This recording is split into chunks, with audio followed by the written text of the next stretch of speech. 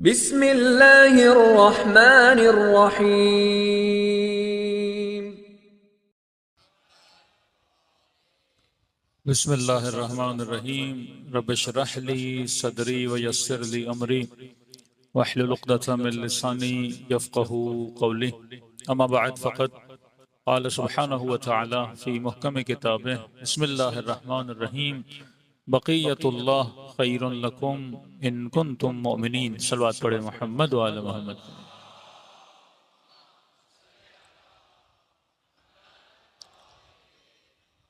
दुआ है परवरदिगार आलम हम सब की इबादतों को अपनी बारगाह में कबूल फरमाए और जो मकसद ज़िंदगी लेकर ये मजालिस रखी जाती हैं खुदा उन मकासद में भी हम सबको कामयाबियाँ कामरानियाँ नसीब फरमा दें। मेरी गुजारिश हो कि आवाज़ इस तरफ ज़्यादा क्लियर नहीं है, ज़रा आवाज़ क्लियर कर दें। बार दिगर सलवात पढ़े मोहम्मद व आले मोहम्मद।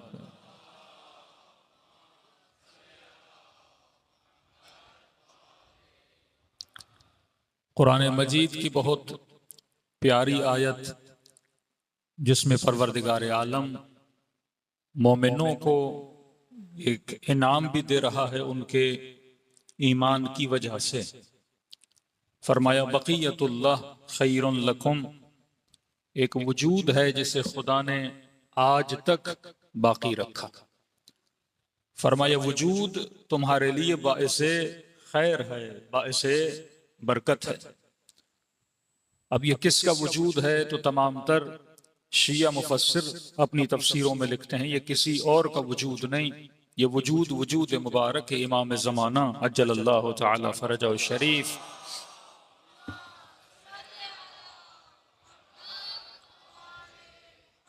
अब फरमाया जो भी इस वजूद को मानेगा, अल्लाह का एक मुजदा, एक वादा है कि खुदा उसकी जिंदगी में खैर को नाजिल करेगा, खुदा उसकी जिंदगी में बरकत को नाजिल करेगा। आज वाक़अन जिंदगियों को तब देखा जाता है तो हमें कैसे पता लगे कि इसकी जिंदगी में खैर है, इसकी जिंदगी में खैर नहीं है। आज हमारी नस्लें जब मुआशरों को देखती हैं तो वाक़अन ये फर्क खत्म हो गया कि जनाब क़ूलू ला इलाहा इल्लल्लाह तुफ़्लिहू, कहो ला इलाहा इल्लल्लाह तो क्या हो जाओगे? कामयाब हो जाओगे। तो आज का जवान, आज का बच्चा देखता है कि जनाब 22 करोड़ का मुल्क, सारे ला इलाहा इल्लल्लाह कहने वाले, लेकिन जिंदगियों में फलाह नहीं है, जिंदगियों में वो कामयाबी नहीं है। जब मस्जिद के मनारों से अजान की आवाज सुने कि हय्या अला सलाह, हय्या अला सलाह, हय्या अला फलाह, आओ कामयाबी की तरफ, और मस्जिद में आए, नमाज पढ़े, लेकिन जिंदगी कामयाब ना हो। ला इलाहा इल्लल्लाह कहे पर जिंदगी कामयाब ना हो, इमाम ज़माना को माने पर जिंदगी में खैर ना हो, तो फिर अल्लाह के वादों का क्या होगा? कि खुदा कहे जिसने इस वजूद को माना उसकी जिंदगी में खैर है, जिसने ला इलाहा इल्लल्लाह कहा उसकी जिंदगी में क्या है? कामयाबी है। हय्या अलल फलाह, नमाज की तरफ आओ, ये राह कौन सी राह है? कामयाबी की राह है। फिर ये बच्चा टीवी देखे, यूट्यूब देखे, सोशल मीडिया देखे, करे कामयाब तो और हैं जो ला इलाहा इल्लल्लाह तो क्या अल्लाह के वजूद को नहीं मानते। उनके मुल्क में आसाइश भी है, अमन भी है, लोड शेडिंग के मसले भी नहीं, चोरी चकारी भी नहीं, रिश्वत का निजाम भी नहीं, और यहां इतनी बड़ी दाढ़ी रखने के बावजूद भी बंदा राशि हो, मस्जिद में आने के बाद भी चप्पल चोरी हो जाए, ये कैसा मुआशरा है? हाँ? तो एक तरफ जब हम किसी वजूद को मानते हैं तो फर्क तो नजर आना चाहिए ना, कि अगर कोई अमीरुल मोमिनीन को मानता है, पहला इमाम, दूसरा नहीं मानता, भाई इन दोनों की जिंदगियों में फर्क क्या है? कोई अल्लाह के वजूद को मानता है, कोई अल्लाह के वजूद को नहीं मानता, इन दोनों की जिंदगियों में फर्क क्या है? आज सबका तर्ज जिंदगी एक बन गया, क्योंकि हम ज़बान से कहते कुछ हैं, ईमान हमारा किसी और चीज पर होता है। काफर भी हो तो ईमान एक चीज पर है, मुसलमान भी हो तो ईमान एक चीज पर है। तो जब ईमान किसी और पर हो और जबान पर कलमा किसी और का हो, तो जिंदगी में हमेशा असर उसका नजर आता है जिस पर इंसान का क्या होता है? ईमान होता है। अब पहला सवाल, ये जवान जिसे कामयाबी समझता है, क्या वो कामयाबी है कि नहीं? खुदा जिसे कामयाबी समझता है, क्या वो कामयाबी क्या है? असलन जब हम दुआएं करते हैं खुदा मेरे रिज्क में इजाफा फरमा, तो मेरे जहन में कौन सा रिज्क होता है? जब ज़ियारत आशूरा पढ़ते हैं तो कहते अल्लाहुम्मा अर्ज़ुक़निल बराअह, ऐ खुदा मुझे रिज्क दे। किसका रिज्क दे? बराअत का रिज्क दे। अल्लाहुम्मा जअलनी महयाया महया मुहम्मदिन व आले मुहम्मद, ऐ खुदा मुझे जिंदगी चाहिए। कैसी जिंदगी? फरमा जैसी मोहम्मद और आले मोहम्मद की जिंदगी थी। अगला जुमला व ममाती ममात मोहम्मद व आले मोहम्मद, है खुदा मुझे मौत भी ऐसी देना। मतलब मेरा जीना मेरा जाना दोनों किसकी तरह हूं? मोहम्मद और आले मोहम्मद की तरह हूं। अब मैं दुआ तो कर रहा हूं, लेकिन सवाल यह है क्या उस तरह जीने की कोशिश भी कर रहा हूं कि नहीं? जब कहता हूं अल्लाहुम्मा जअलनी महयाया महया मुहम्मद व आले मोहम्मद, मुझे हयात मोहम्मद अता कर, हयात अली इब्न अबी तालिब अता कर, तो क्या अली की हयात जैसी जिंदगी जीने की कोशिश भी कर रहा हूं कि नहीं? या मैंने दीन का खुलासा कर दिया नमाज में? आज जब मैं लफ्ज बोलता हूं इबादत, तो आपके जहन में तसव्वुर क्या आता है कि फला बंदा आबिद है? तो आपके जहन में क्या डेफिनेशन ऑफ आबिद है? आबिद वो है जो नमाज पढ़े, आबिद वो है जो हज पे जाए, आबिद वो है जिसके माथे पे सजदों के निशान हो। हम कहते हैं ये इबादत है। और खुदा कहे कि वमा खलक़तुल जिन्न वल इंसा इल्ला लियअबुदून, मैंने इंसान को खल्क इसीलिए किया ताकि वो क्या करे? इबादत करे। और इबादत इज इक्वल टू नमाज, इबादत इज इक्वल टू रोजा, इबादत इज इक्वल टू खैर खैरात। मैंने इबादत को महदूद कर दिया चंद दिन की एक्टिविटीज में। तभी वो इबादत खवारिज भी कर रहे थे, लश्कर यजीद वाले भी कर रहे थे कि इमाम हुसैन अपनी पूरी रात जो मौला ने मोहलत मांगी कि एक रात मोहलत दो, मैं तस्बीह खुदा करूंगा, तो सूरह आले इमरान की 177 और 178 आयत की बड़ी शदीद तरीके से मौला विर्द कर रहे थे कि शिमर चीख उठा कि हुसैन इतनी बार इस आयत को क्यों पढ़ रहे हो?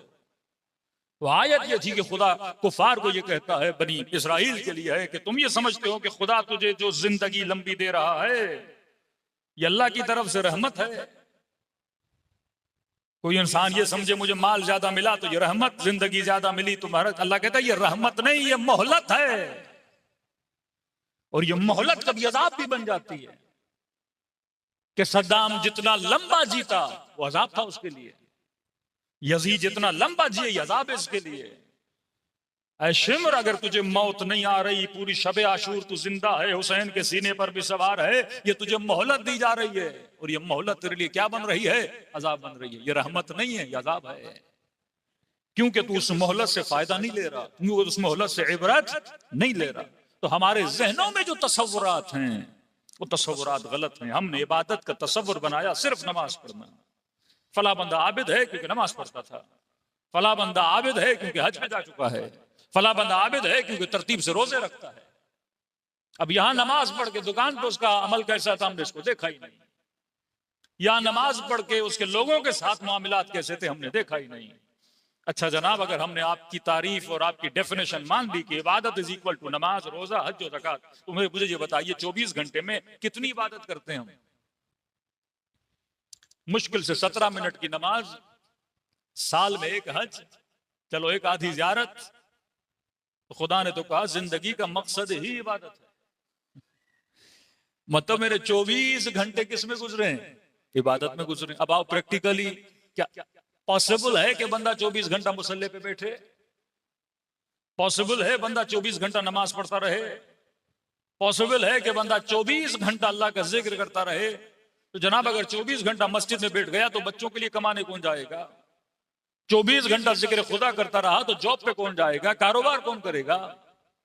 तो जब आपके लिए पॉसिबल नहीं है तो खुदा भी ऐसी डिमांड नहीं कर सकता कि जिंदगी का मकसद इबादत है। अब सवाल यह है कि मैं जिसको इबादत समझ रहा हूं वो इबादत और है, खुदा जिसे इबादत समझ रहा है वो इबादत और है। अगर इबादत को समझ जाओ तो रातों को सलमान का सोना भी इबादत बन जाता है। हाँ?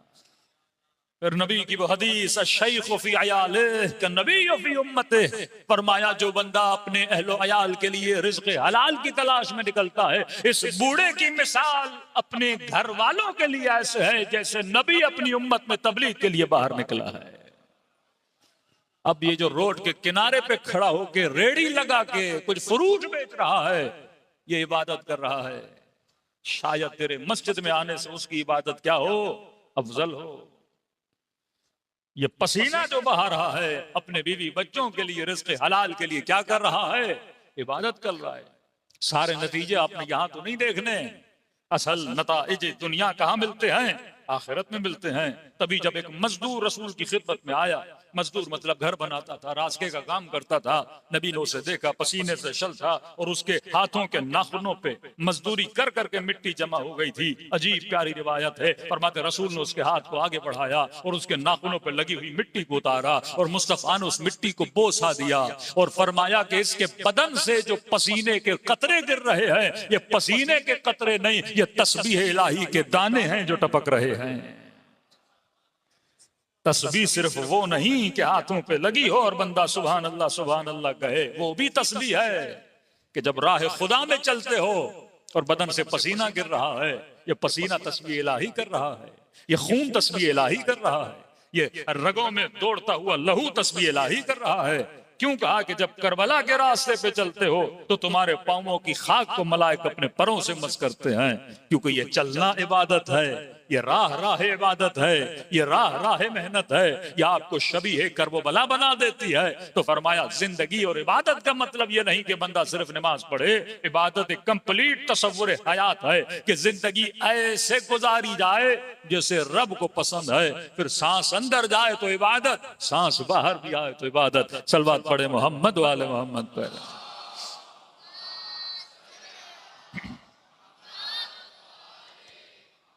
वह अज्जिल फरजहुम, तभी वो शख्स कहता है कि मोची था। देखिए बड़े बड़े ताजिर, बड़े बड़े लोग, हर बंदे की तमन्ना है कि मुझे इमाम ज़माना की क्या हो जाए, ज़ियारत नसीब हो जाए। लेकिन एक मोची आदमी कहते मैं इनके दुकान पे बैठा था और मेरी तमन्ना थी मुझे इमाम की ज़ियारत नसीब हो। तो कहता मैंने देखा कोई शख्सियत आई इनकी दुकान में और इन्होंने अपना जूता उतार के इस मोची को दिया, कहा कि मेरे जूते पे टाका लगा लें। तो मोची ने कहा आप थोड़ा सब्र कर लें, 2 जूते आपसे पहले कोई देकर गया है, पहले उनका हक है कि मैं टाका लगा, और मैंने उनको वादा दिया है कि जनाब इतनी देर में आप आ जाएं, आपके जूते को टाका लग जाएगा। तो इन्होंने कहा मुझे जल्दी, आप जरा मेरे जूते को टाका लगा। इन्होंने कहा ये मैं नहीं कर सकता। आप देख रहे हैं मैं कौन हूं, मेरी शख्सियत को देखें, मैं सैयद हूं, सैयद बुजुर्गवार, आपका एहतराम दिलो जान पर, लेकिन बारी उनकी है, मैंने क्योंकि उनको वादा दिया है, वादा खिलाफी नहीं कर सकता। कहते सैयद मुस्कुराए और आके मेरे साथ बैठ गए। कुछ कलाम इन्होंने मेरे साथ किया और आखिर में उन्होंने जूते को टाका लगाया और ये सैयद बुजुर्गवार चले गए। और इस मोची ने उनकी 10 बोसी की, कदम बोसी की। जब दुकान से निकले तो मोची मेरी तरफ मुतवज्जे हुआ और कहा कि कितने सालों से तुझे तमन्ना थी कि इमाम ज़माना की ज़ियारत हो जाए, अभी इमाम आए भी थे और तूने इमाम को पहचाना भी नहीं। कहा अजीब बंदे हो, मौला जूता दे रहे और तुमने 2 जूतों से मना कर दिया। कहा मौला यही देखने आए थे और तुझे बताने आए थे कि मैं अपनी ज़ियारत उसे करवाता हूं जो अपने वादे पे वफा करता है। कहा खुद मौला ने मुझे बताया कि ये आदत तुम्हारी हमें बड़ी पसंद है, और तुम्हें बतलाने के लिए मौला आए थे कि देखो ज़ियारत उसे करवाई जाती है जो बंदा क्या करे, लिमन ला अहद ला दीन ला, जिसका वादा नहीं उसका दीन नहीं है। तो मुसलमान कहलाता है अपनी जबान की वजह से। रसूल हिजरत करके जा रहे हैं, अमानतें कुफार की हैं, अली को मौत के बिस्तर पे सुला के जा रहे हैं कि काफरों को अमानतें क्या करना, वापस करना। ये तभी रिसालत माप को इतना दर्जा मिलता है क्योंकि नबी है, साहिब अमानत है, ये अमीन है। तभी चौथे इमाम क्या फरमाते हैं, फरमाते अगर मुझे वो खंजर दिया जाए, अगर मुझे वो खंजर दिया जाए जिस खंजर से मेरे बाबा का गला काटा गया था, मैं उस खंजर में खयानत नहीं करूंगा। जो देकर गया है उसे टाइम पे क्या करूंगा, वापस करूंगा। जिंदगी गुजारने का सलीका ऐसा हो कि अगियार भी इंसान से क्या हो जाए, इंस्पायर हो जाए। अब कोई काफर भी है, अगर अखलाक का अच्छा है, मुसलमान क्या हो जाएगा, इंस्पायर हो जाएगा। वो आपका बच्चा हो, किसी गैर का बच्चा हो, वो सच्चा है उसकी तारीफ करेगा, वो ईमानदार है उसकी तारीफ करेगा। यहाँ तारीफें सिफात की जाती हैं, अफराद की नहीं की जाती। तभी फरमाया शख्सियत परस न बनना, सिफत परस बनो। सिफत अच्छी अगर दुश्मन में भी है उसकी क्या करो, तारीफ करो। हाथा में ताई सखी था, तो मौला फरमाते हैं काफर तो था लेकिन जहन्नुम की आग इसके बदन को जलाएगी नहीं। का मौला क्यों? फरमाया क्योंकि सखी था। मतलब जहन्नुम भी सिफत देख के बंदे को जलाती है। कयामत के दिन वहां पर यह नहीं है कि खुदा कैलकुलेशन पे कैलकुलेट करे किसने कितनी नेकियां की, किसने कितने सवाब की। फरमानी हर बंदे का चेहरा बताएगा। मोमिन है तो चेहरा बताएगा, मुनाफिक है तो चेहरा बताएगा, मोमिन है तो चेहरे की चमक बताएगी मोमिन है। वहां ये कहने की जरूरत नहीं तू जन्नत में जा, तू जहन्नुम में जा। वहां जन्नत जन्नती को खुद बुलाएगी कि तू मेरे पास आ। वो जहन्नुम जहन्नुमी को खुद बुलाएगी कि तू मेरी खुराक है, तू मेरे पास आ। तो फरमाया अगर ये सिफात तेरे अंदर आ जाए, इस्लाम नाम है सिफत का, खुद लफ्ज इस्लाम का मतलब क्या है? अमन व अमान। हाँ, एक बंदा कहे मैं मुस्लिम लेकिन हाथों में बम धमाके हो, गले काटे, जिसके वजूद और शक्ल से इंसान को दहशत आए और कहे कि मैं क्या हूं? मुस्लिम हूं। मुस्लिम का मतलब जिसे देखकर इंसान का दिल करे कि अगर मैं घबराहट में हूं इसके पास जाऊंगा तो मुझे अमन अमान मिल जाएगा। दुश्मनान अहले बैत भी जब आते थे, कहते हैं एक शकीउल कल्ब बंदा जिसने करबला में मजालिम में शामिल था, दौड़ते दौड़ते मदीने पहुंचा। किसी ने कहा अगर तुम्हें रहने के लिए जगह चाहिए, खाने के लिए खाना चाहिए, तो एक ही घर है मदीने में जो 24 घंटा फकीरों के लिए, गरीबों के लिए खुला रहता है। मतलब आप एक मोहल्ले में रहते हैं, उस मोहल्ले में किसी बंदे से बोला जाए जनाब अगर आपकी बेटी बीमार है, आपको जिंदगी में कोई मसला है, तो आप इस मोहल्ले में किससे उम्मीद लगा सकते हो? वो जिसका नाम लेगा वो शिया इमाम ज़ैनुल आबिदीन होगा। अगर उसमें आपका नाम नहीं आ रहा तो आप शिया ज़ैनुल आबिदीन नहीं हो सिफती तौर पर। 4 भाई हैं, 7 भाई हैं, अगर किसी भाई से बोला जाए जनाब आपको मसला हो, तो आप 7 भाइयों में से किससे उम्मीद लगा सकते हो? वो जिसका नाम लेगा वो सिफत में इमाम ज़ैनुल आबिदीन का शिया है कि लोग खूबियों के लिए आपसे क्या लगाएं? उम्मीद लगाएं कि अगर मैं कहीं पे अटक गया, कहीं पे फंसक गया, तो ये वाहिद बंदा है जो मेरी मदद करने को आ सकता है। तो कहा कि एक ही घर है मदीने में जिसके पास जाओगे तुम्हें खाना भी मिलेगा, जगह भी मिलेगी। कहते आगे इमाम ज़ैनुल आबिदीन के पास, गालिबन शायद ये शुरू में जानता नहीं था या जो भी था, दरवाजे पे दस्तक दी, घर के अंदर आ गया। इमाम ने अपने नौकरों को बोला कि इसे खाना दिया जाए। घर की बैरूनी में कमरा दिया, वहां पे रहा 1 से 2 दिन। तीसरे दिन जब जाने लगा तो इसे पता चल गया कि ये कौन है, ये अली इब्न हुसैन है। तो जब जा रहा था तो इमाम ज़ैनुल आबिदीन ने कहा कि अब वापसी कर रहे हो, कोई सवारी है तेरे पास? इसने कहा नहीं, सवारी नहीं है। तो मौलाना ने कहा ये सवारी खड़ी है, ये साथ ले जा। कुछ पैसे दिए, ये साथ ले जा। कुछ खाना दिया अपने नौकर को, भूखा ऐसे दे, ये साथ ले जाए। जब ये निकलने लगा ना तो इसने इमाम ज़ैनुल आबिदीन को कहा कि लगता है कि आपने मुझे पहचाना नहीं है। हाँ, मौला की आंखों में आंसू भर आए। फरमाया तू ये समझता है मैंने नहीं पहचाना, मैं तुझे कभी भूला ही नहीं। का तू वही है जिसने मेरे अकबर के सीने में बर्छी लगाई थी। हाँ, फरमाया इतना कुछ जानने के बावजूद भी ये अखलाक। फरमाया तुमने करबला में वो किया जो तेरा किरदार था, मैंने आज वो किया जो मेरा किरदार था। सूरज है ना रोशनी देगा, बल्ब है रोशनी देगा, गटर है बदबू देगा। तेरे अंदर जो है वही बाहर निकलता है। शाम से आया, इसका दिमाग भर दिया गया था कि अली इब्न अबी तालिब अलियाज़ बिल्लाह नमाज नहीं पढ़ते। इमाम हसन बाजार से गुजर रहे थे, जैसे निगाह हसन इब्न अली पे पड़ी, कहते हैं जो इसके मुंह में आया इसने अमीरुल मोमिनीन को गालियां दी, सबको शितम किया, फलां के बेटे, फलां के बेटे, फलां के बेटे। कहते हैं इतना बोला कि इसका मुंह खुश्क हो गया, झाग बाहर निकल रही थी। मौला हसन ने से देखा, अपने गुलाम को कहा कि बोल बोल के थक गया, इसे थोड़ा पानी पिला दो। हाँफ रहा था, सांसें उसकी, मतलब इतना गुस्से में था, इसके दिमाग को इतना भर दिया गया था। पानी जब उसने पिया तो इमाम हसन ने फरमाया, लगता है मुसाफिर हो, अगर रहने के लिए जगह नहीं तो हसन तुझे घर दें, अगर पैसों के लिए परेशान हो तो तुझे पैसे दूं, अगर सवारी नहीं तो तुझे सवारी दूं। जब इमाम ने ये बातें करना शुरू कर दी तो ताज्जुब से कहता है, हसन इब्न अली में गालियां दे रहा हूं और तू नेकियां कर रहे हो। का तू जहां से आया है, जिसने तुझे जो सिखाया है, तू वो बता रहा है, मैं वो कर रहा हूं जो मुझे बाबा अली ने बताया है। हाँ। कहते फौरन मौला के हाथों को चूमा और फरमाया, अगर तरबियत हसन ये है और अली ने ऐसी तरबियत की है तो मैं आपके हाथों पे बेअत करना चाहता हूं। एक अखलाक ने इसे हसन का मुरीद बना दिया। ये दीन है, ये इबादत है। नमाज प्रैक्टिस है।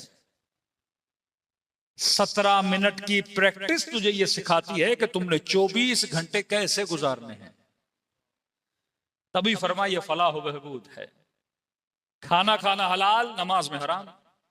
पानी पीना हलाल, नमाज में हराम। लेफ्ट एंड राइट देखना हलाल, नमाज में हराम। इब्तदाई नमाज में हम्द पढ़नी है, यासीन पढ़ो हराम, रहमान पढ़ो हराम, बकरा पढ़ो हराम। अल्लाह का कुरान है। परवरदिगारा मैंने अल्लाह अकबर कहा, सुबह की पहली रकत में हम्द पढ़ा, अब दूसरी रकत में हम्द की जगह पे यासीन पढ़ूं, कल्ब कुरान का हराम है। परवरदिगारा नमाज इशा में सूरह रहमान पढ़ूं, जन्नत का जिक्र का हराम है। अगर मैंने हम्द कहा तो हम्द पढ़नी है। फलसफा क्या है? का देखो दोनों हाथों को उठाते हो, कहते हो अल्लाह अकबर। निगाहें वहां रखो जहां मैं कहूं, हाथ वहां रखो जहां मैं कहूं। खाना खाना हलाल है, लेकिन 2 मिनट के लिए खाना तुझ पे हराम है, पानी तुझ पे हराम है। खुदाया हम्द की जगह पे यासीन पढ़ूंगा, नहीं हम्द ही पढ़ोगे। क्या ट्रेन किया जा रहा है? मतलब 17 मिनट ऐसे रहो जैसे मुझे पसंद है। 17 मिनट ज़बान से वो कहो जो मुझे पसंद है। कमर को ऐसे झुकाओ, सर को सजदे में ऐसे डालो, मतलब पूरा बदन की एक्टिविटी, हरकत और सकनात वैसे चले जैसे तुम्हारे रब को पसंद है। अब जब कहते हो अस्सलाम वालेकुम और रहमतुल्लाहि व बरकातहू, मतलब इस बिलीव पर पहुंचो कि अगर तू 2 मिनट रब की मर्जी पे उठ भी सकता है, खड़ा हो भी सकता है, तो 24 घंटा ऐसा क्यों नहीं कर सकता? तो हर बंदा रब को दलील देता है नमाज पढ़ने के बाद, है खुदा जैसा तूने कहा मैंने किया। फिर बाहर निकल के वैसा नहीं करेगा तो अल्लाह कयामत में पूछेगा ना, जब 2 मिनट कर सका तो बाकी क्यों नहीं किया?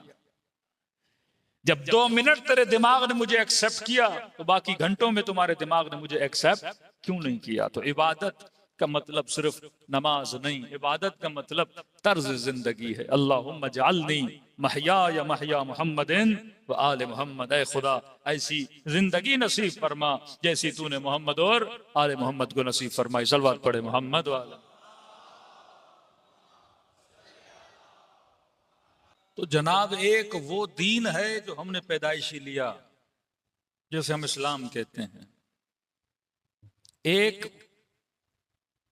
लफ्ज मजहब, मजहब का मतलब है जिहाब, चलना। कहते हैं आपका मजहब क्या है? इसका उर्दू में तर्जुमा करें तो आपका चलन क्या है, किस पे चलते हो, वो आपका मजहब है। अमीरुल मोमिनीन की कई बातों पे चलते हो तो शिया मजहब है। अबू हनीफा की बातों पे चलते हो तो सुन्नी हनफी मकतब है। आपका चलन क्या है? अब एक हमारा वो चलन है जो हम बताते हैं कि हम मुस्लिम हैं, मकतब इस्लाम है। एक वो चलन है जिसपे हम अभी चल रहे हैं, वो किसी का सेकुलरिज्म है, किसी का लिबरलिज्म है, किसी का कैपिटलिज्म है। ये भी मजहब है। कि फरमाया आखिरी जमाने में लोगों का मजहब क्या होगा? फरमाया दीनुहुम दनानीरुहुम। ये रसूल फरमाते हैं आखिरी जमाने में लोगों का चलन होगा पैसा। हिम्मतहुम बुतूनुहुम, ये सारी एनर्जी लगाएंगे पेट के लिए। मतलब 4 दिन पहले प्लान करेगा कि मैंने खाना क्या खाना है। सारी हिम्मतें जोड़ेगा शिकम के लिए। या अरब मुसलमानों को देखें, उनके लिए मशहूर है, एक तो पेट पालन, दूसरा पैसा।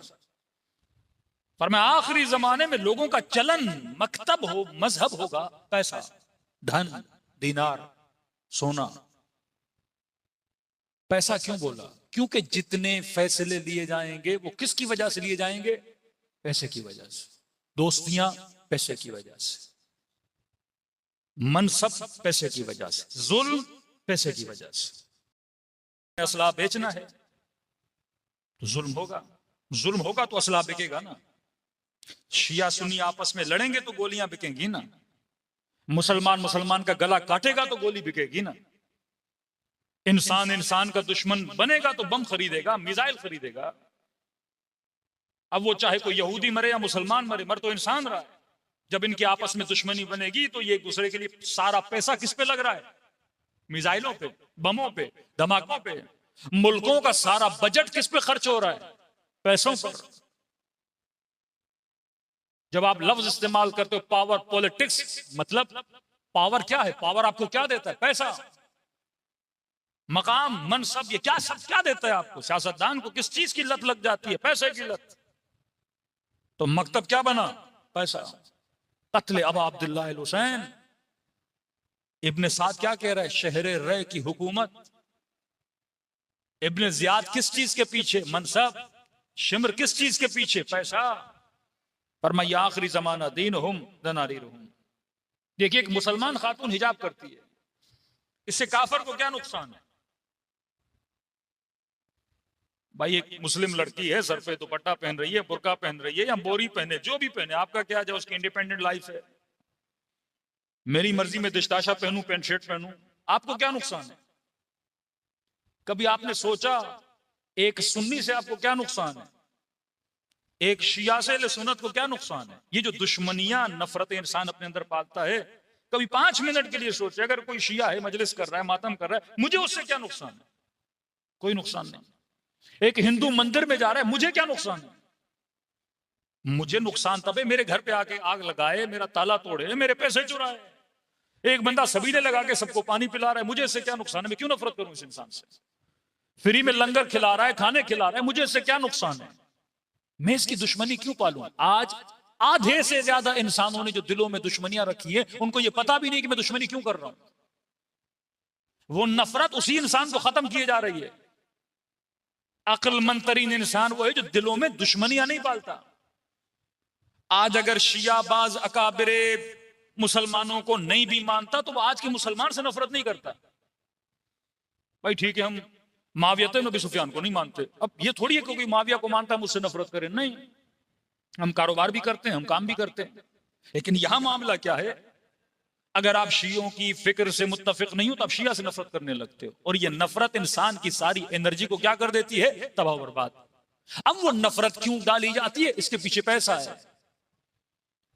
मुफ्ती खरीदे जाते हैं, मौलवी खरीदे जाते हैं, फतवे खरीदे जाते हैं, असला बेचा जाता है, कौम परस्ती में असला बिकता है, मजहब परस्ती में असला बिकता है, फिरका परस्ती में असला बिकता है। पैसा, धन, दीन हुम दनानीरुहुम। और दूसरी तरफ मुहज्जब मुल्क जो खुद को मुहज्जब और एथिकल और अखलाकमंद सोसाइटीज मानते हैं, डेमोक्रेटिक कंट्रीज मानते हैं। अब भाई अगर कोई मुसलमान खातून हिजाब करती है, आपको क्या नुकसान है? सबसे पहले यूरोप में जिस मुल्क ने, बल्कि दुनिया में जिस मुल्क ने हिजाब पे पाबंदी लगाई वो फ्रांस था। भाई आपका मुसलमानों ने बिगाड़ा क्या है? और यूरोप में सबसे बड़ी आबादी जिस मुल्क में मुसलमानों की रहती है वो फ्रांस है।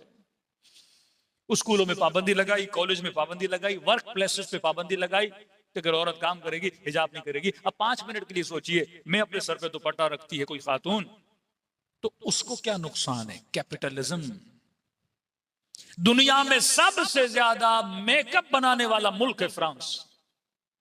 मेकअप मर्द तो नहीं यूज करते, खवातीन यूज करती हैं। कहा हिजाब करेगी तो मेकअप कौन करेगा? कैपिटलिज्म। उसके कारखानों को नुकसान है। अगर दुनिया की सारी औरतें कपड़े ओढ़ना शुरू कर दें तो ये फैशन इंडस्ट्री का क्या होगा? मेकअप इंडस्ट्री का क्या होगा? ब्यूटी इंडस्ट्री का क्या होगा? ये सारी प्रोडक्ट बेचने के लिए उस खातून को फेमिनिज्म के नाम पे उलझाया जाता है ताकि हमारी प्रोडक्ट खरीदे। जो बंदा जवानी से पेप्सी पीता आ रहा है, आज किसी मुज्तहिद ने फतवा दे दिया जनाब ये प्रोडक्ट इस्तेमाल नहीं करो, बहुत सिस्तानी ने फतवा दिया है, तो क्या करें जनाब, अल्टरनेट बना देते हैं। फैसलाबाद के किसी बंदे ने नेक्स्ट कोला बना दिया, मतलब मैंने वो टेस्ट नहीं छोड़ना मैंने टेस्ट नहीं छोड़ना, मैंने वो चीज पीनी जरूर है। इस कदर आपकी शिकम को अपने टेस्ट का गुलाम बना देते हैं। क्या आपने कहा मैकडॉनल्ड नहीं तो अल्बेक तो खाना है हमने, टेस्ट हम नहीं छोड़ सकते। हाँ, हम मुर्गा जरूर खाएंगे, नाम बदल देंगे हम उसका, चीज हम जरूर खाएंगे। वो हर चीज में आपको ये मॉडर्न स्लेवरी, आपको गुलाम बनाया जाता है। इंसान जब अपनी फितरतों को न पहचाने, इंसान जब अपने मजहब को न पहचाने, हाँ, यौम नदउ कुल्ल उनासिम बिइमामिहिम, क़यामत के दिन तुझे अपने इमाम के नाम से उठाया जाएगा, तू चीखता रहेगा मेरा इमाम महदी था, अल्लाह कहेगा नहीं तेरा मजहब और था। तू जिसके कहने पे जिंदगी और जिसकी सोच पे जिंदगी गुजार रहा था वही तेरा इमाम था। इमाम का मतलब आगे चले, मामूम का मतलब पीछे चले। अब तू बता तू किसके पीछे चल रहा था? अगर फर्जंद ज़हरा के पीछे चल रहा था तो तेरा इमाम इमाम जमाना था। ये मजालिस, ये जिक्र अहले बैत है ही इसके लिए कि इंसान अपने ब्रेन को, अपने जहन को खिदमत मकतब अहले बैत और खिदमत दीन के लिए आमादा करे, दिलों को करबला की तरफ रवाना करें। इमाम हुसैन के जहन को पढ़ने की कोशिश किया करें। आप इमाम हुसैन को मानते तो हैं, लेकिन हुसैन कैसे बने उस चीज को ढूंढें ताकि आप भी उस राह पे चल सकें।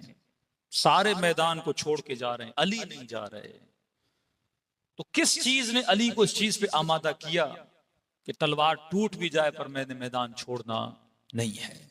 वो कौन सी फिक्र है जो मौत के बिस्तर पे सुला देती है और सुकून की नींद भी आ जाती है?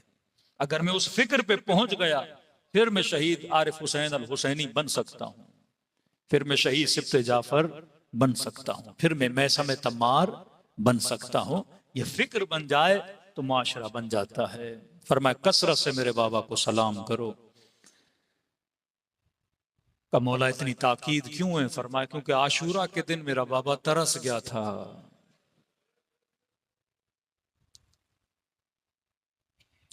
देखिए एक छोटा सा आलिम भी होता है ना, छोटा सा आलिम हो, हर बंदा उसके लिए दरवाजा खोले, कोई हाथ चूमे, कोई इल्तमास से दुआ कहे, तो उसको आदत पड़ जाती है अगर मैं किसी इमाम बारगाह में जाऊं तो 4 मोमिनीन आए और मुझे सलाम करें। कोई इमाम हो, उठते बैठते कभी अब्बास आगे, कभी अकबर आगे, कभी औनो मोहम्मद, चचा सलाम, भाई सलाम, आका सलाम, मौला सलाम, अदब अदब, इज्जत इज्जत, एहतराम एहतराम, उफ तक कोई ना बोले इन शख्सियात को। फरमा जब सारे शहीद हो गए तो मेरा बाबा तरस गया था, कोई आकर बोले अस्सलाम अलैका या अबा अब्दुल्ला। इतनी तौहीन की मेरे बाबा की, कहते थे ये बागी है, इसे कोई सलाम न करे। तौहीन इससे ज्यादा कि शिमर अपने जूतों के साथ हुसैन के सीने पे बैठ जाए। मक्तल के जुमले हैं, अश्शिम्र जालिसुन अला सदरे। आप बोलोगे ना जालिसुन अला कुर्सी, में कुर्सी पे बैठा हूं, फरमाते नहीं, जालिसुन अला सदरे, मेरे बाबा के सीने पे बैठा था। आखिजुन बिल्लाहियते, हाथ में मेरे बाबा की दाढ़ी को पकड़ा हुआ था। फरमा 70 कदमों से ज़ैनब ये मंजर देख रही थी। कैसे बर्दाश्त करे कोई बहन कि मेरे इमाम जमाना के सीने पे कोई लई बैठा है, वो दाढ़ी जैसे लोग चूमे, जिसके कतरों से लोग शफा लें, जिसके कदमों की खाक से चश्मे जारी हों। फरमाया उन्होंने इज्जतों को पामाल करने की कोशिश की। अब जो तू आकर इज्जत हुसैन करता है, उसकी जरी का इतना एहतराम, उससे मनसूब अलम का एहतराम, उससे मनसूब इमाम बारगाह का एहतराम, ये इज्जत हुसैन है। का तू यहां इज्जत करता है, अब खुदा की आवाज आती है अगर मच्छर के पर के बराबर भी तेरी आंख गीली हो जाए। फरमाए सांसों की इतनी इज्जत है, ये जहन्नुम की आग को बुझाने की ताकत रखता है। दिलों को करबला ले जाएं चंद जुमले मुसीबत के, ताकि ज़ियारत सवाब अब अब्दुल्ला लेकर फर्श आज़ा से उठें, जिसे सलाम आता है मेरे साथ पढ़ें, जिसे नहीं आता नाम हुसैन तो सबको आता है। अपने बच्चों को ये सलाम याद करवाएं ताकि ज़बानें मुअत्तर हों बनाम अबा अब्दुल्ला। अस्सलामु अला हुसैन व अला अली इब्न हुसैन व अला औलाद व अला अस्हाब, सब मिलके अस्सलाम अला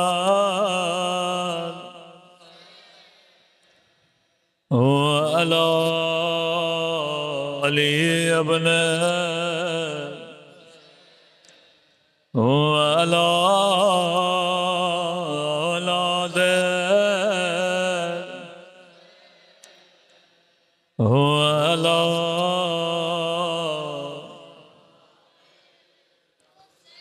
सब मिलके सलाम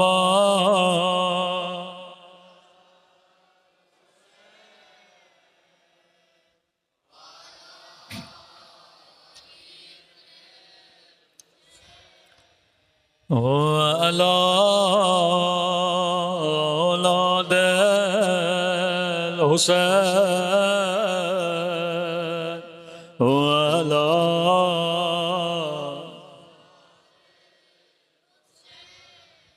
मेरा सलाम हो उस दर्द भरे मंजर पे जब ज़ैनब की नजर एक पामाल बदन पे पड़ी।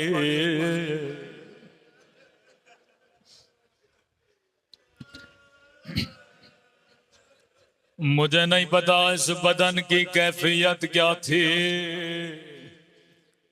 लेकिन मक़तल के जुमले हैं जो बहन 50 साल हुसैन के साथ रही हो,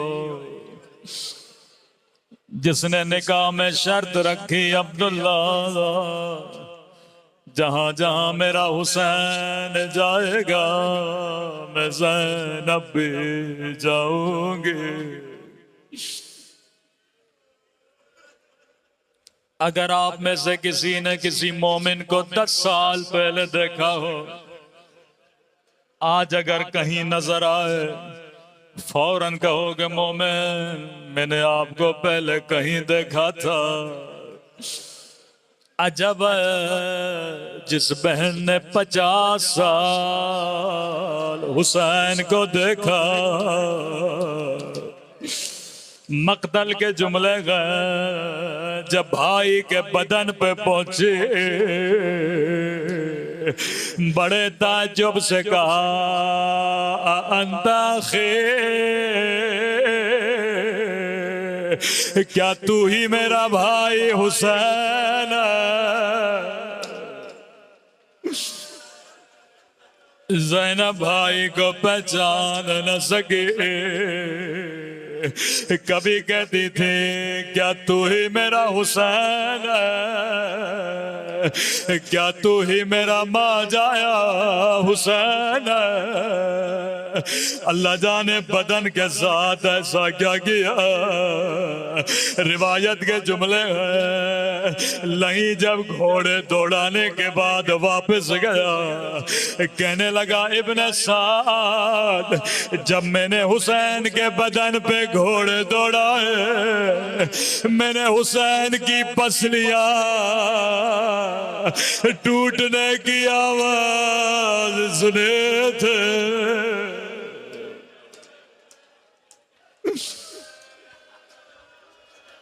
फरमाया बदन बदन न था बल्कि गोश्त का लोथड़ा था। निगाहे आसमां की तरफ बुलंद के फरमाया मेरे अल्लाह मेरा हुसैन इस काबिल तो न था कि उसके बदन पे घोड़े दौड़ाए जाए। वो अम्मा जहरा ने चक्किया पीस पीस के बोला था। अब मुझे समझ नहीं आती, 50 साल ज़ैनब ने भाई को नहीं पहचाना, अल्लाह जाने 4 साल बच्ची ने बाबा को कैसे देखा। खुदा किसी बच्ची को बाबा का जख्मी बदन न दिखाए। अल्लाह आप सबको करबला की ज़ियारत नसीब कराए। जब करबला जाए मौला हुसैन की जरी की ज़ियारत करके हबीब इब्ने मदाहिर की जरी से जैसे बाहर निकलोगे, उल्टी तरफ एक जरी है जिसके अंदर लाल रंग की रोशनी है। अक्सर मोमिनों ने कहा मौलाना जब यहां जाते हैं तो ऐसे लगता है दिल फट जाएगा, जिगर मुंह को निकल आएगा। सुनोगे ये कौन सी जगह है? हर बंदे का दिल तड़पता है। ऊपर नाम लिखा है रअसुल हुसैन। ये वो जगह है जहां मौला का सर काटा गया था। ये वो जगह है जहां हुसैन जमीन को कह रहे थे ऐ जमीन करबला नीचे चली जा, कहीं ये मंजर मेरी बहन देख न ले। वहां ज़ैनब कह रही थी जमीन करबला ऊपर चली आ,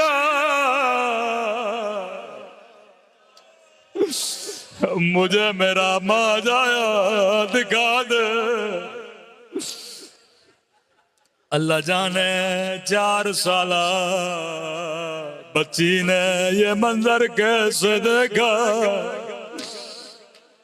मक्तल के जुमले सैयदा जैसे मक्तल में पहुंची क्या देखा, 4 साल बच्ची है जिसने खुद को बाबा के सीने पे सुलाया है। सैयदा कहती है मैं बच्ची को उठाना चाहती थी, कटी हुई गर्दन से आवाज आई ठहर जा ज़ैना,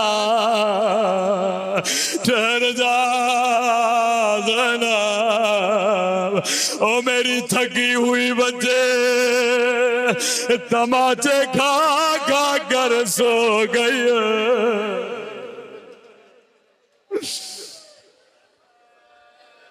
सैयदा बदन के साथ बैठ गई, दारो गद्दार रोने लगे। कहती है जब बच्ची की आंखें खुली बस इतना पूछा सकीना मैंने भी बाबा को नहीं पहचाना। सकीना बदन 2 चीजों से पहचाना जाता है, या लिबास से पहचाना जाता है या सर से पहचाना जाता है। सकीना बाबा के बदन पे सर नहीं है। और जालिमों ने लिबास भी उतार लिया है, तूने बाबा को कैसे पहचाना। कहती है पुप्पी अम्मा जब मैं गोदी कत्ल गाह में आए मुझे कहीं बाबा नजर नहीं आया, कहीं से तीर उठाऊं कहीं से नेज़े उठाऊं, मैं ढूंढ ढूंढ के थक गई। मैंने कहा मेरे गरीब वतन बाबा, ओ मेरे 3 दिन के प्यास है बाबा, ओ बाबा तेरी यतीमा बच्चे आ गए, ओ तेरे सीने पे सोने वाले। एक मर्तबा कटी गर्दन से आवाज आई इलाहिया इलाहिया, आजा मेरी थकी हुई बच्चे, आजा मेरी प्यासी बच्चे। अल्लाह लअनतुल्लाह अलल क़ौमिज़ ज़ालिमीन।